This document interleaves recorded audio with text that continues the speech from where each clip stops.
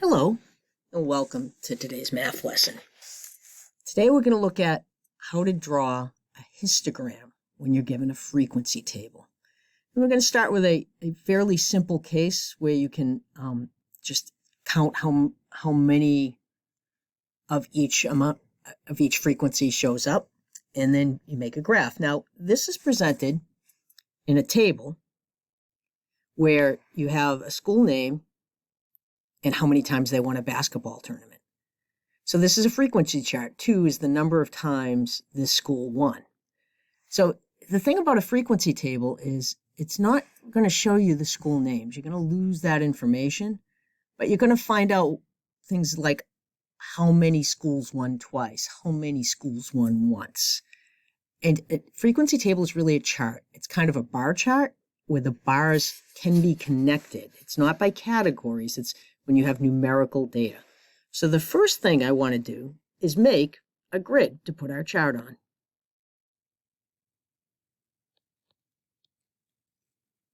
So I draw an XY axis.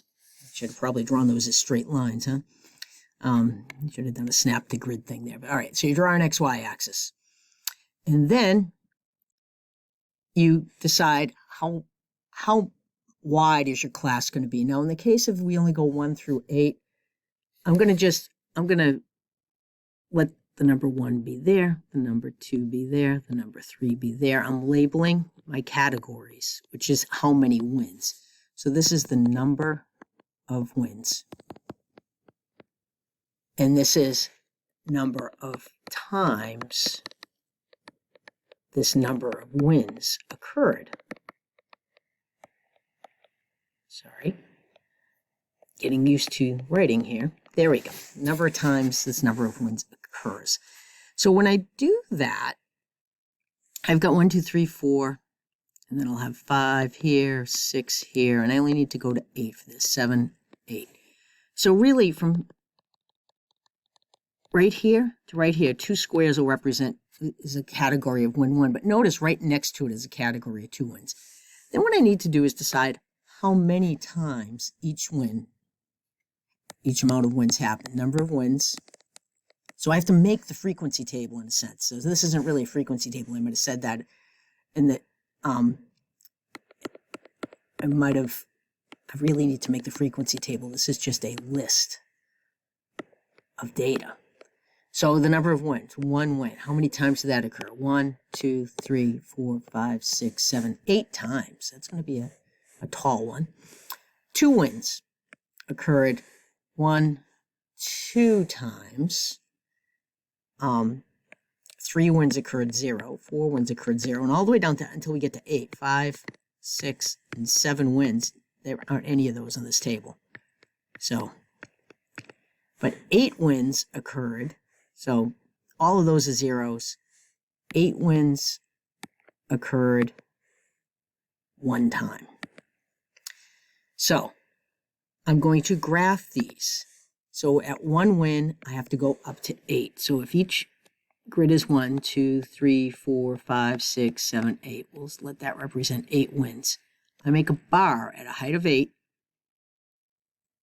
and I do that. And sometimes we fill it in. It doesn't have to be filled in. It can just be there, but that's sometimes how you'll see it. So for 2 wins, the height of the bar is only going to be 2. 1, 2.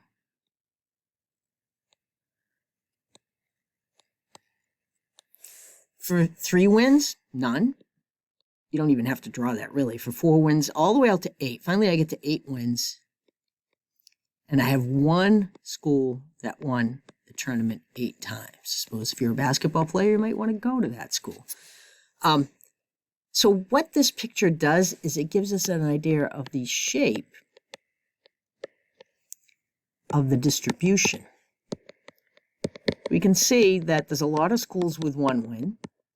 Without having to look at numbers, I can see right away visually, my brain can see how this is distributed. I can see it's not what we call a normal distribution. I don't have the highest points in the middle.